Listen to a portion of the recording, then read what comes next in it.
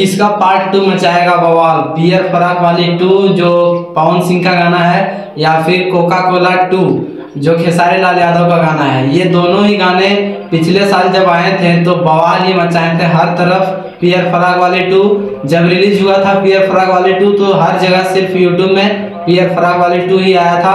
और जब Coca Cola release हुआ था तो उस समय भी यूट्यूब पर कोका कोला ही सॉन्ग खेसारी लाल का बज रहा था।